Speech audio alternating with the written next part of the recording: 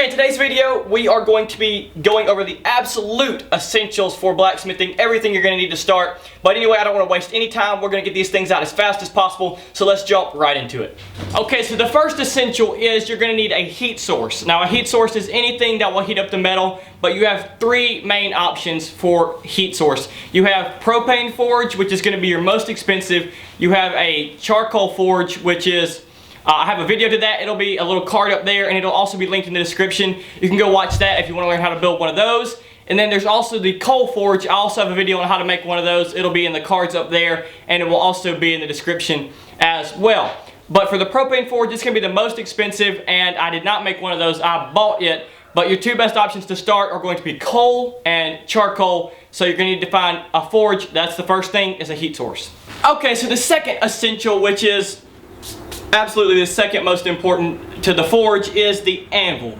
Now you have two options. You have an actual anvil, which is going to have your horn and then your face, and the horn is extremely useful, or you have an ASO, which is an anvil shaped object. Anvil shaped object is basically just a massive hunk of metal that you can find at the junkyard, or you might just have a hunk of metal laying around that you can use, mount it to a stump or something, and use that. Now I have an actual anvil, but Harbor Freight does sell an anvil as well. It's really not that great. It's made out of cast iron, which makes it not super great. It does have a horn on it though, and with a little bit of reshaping it could be useful as well. But you have two options, the anvil or the ASO, and that is the second essential. Okay, so essential number 3 is you're going to need something to hold your steel with. Now you have a few options for this as well. You have regular old tongs, which is the best option, you know, actual blacksmith tongs.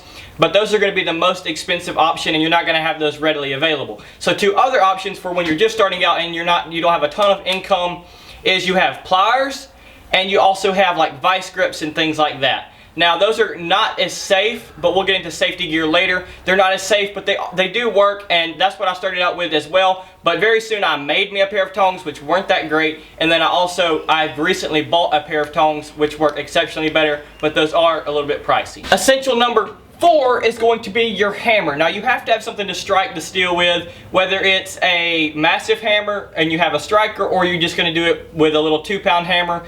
But for right now we're just talking about the actual hammer, just a small hammer, you know, for one person. And a claw hammer that a carpenter uses is not going to be, it's not going to work. It's just not functional. But you can go to Harbor Freight, and they have a ton of hammers there. They have cross pins and things like that. And those are all functional, and they all work. You can round off the edges of the head a little bit, and that makes them a little bit better. But they work perfectly fine. They're only about 10 bucks, and that'll get you a hammer for cheap and get you started forging. Now we got to move on to essential number 5. And the final essential, which is not 1000% essential except for one piece of equipment, and that is safety equipment.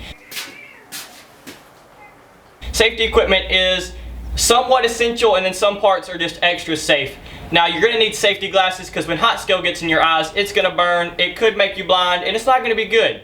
But things like a leather apron are also very effective, because I have caught myself on fire before, and that's not fun either. But a leather apron isn't essential, but a leather apron is nice. Safety glasses are nice. A mask, if you're going to do a lot of cutting steel, that's also nice.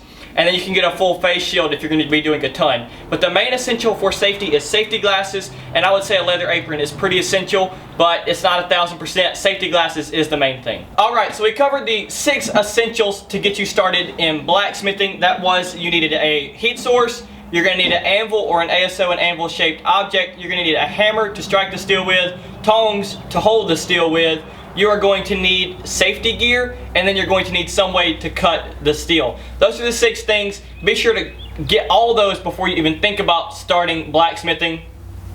Be sure to click subscribe to hang around for the second part of this series. This is a 3-part series. The second part is going to be teaching you how to get into the craft, learn how to start blacksmithing, ways to teach yourself or either find a class around you, and also and then the third episode is going to be other things you're going to need that's going to make your life a lot easier. And we're just going to cover the whole blacksmithing sphere. So be sure to subscribe, leave a like. If there's something you'd like to see me do in the future, leave a comment, and I will see you guys in the next one.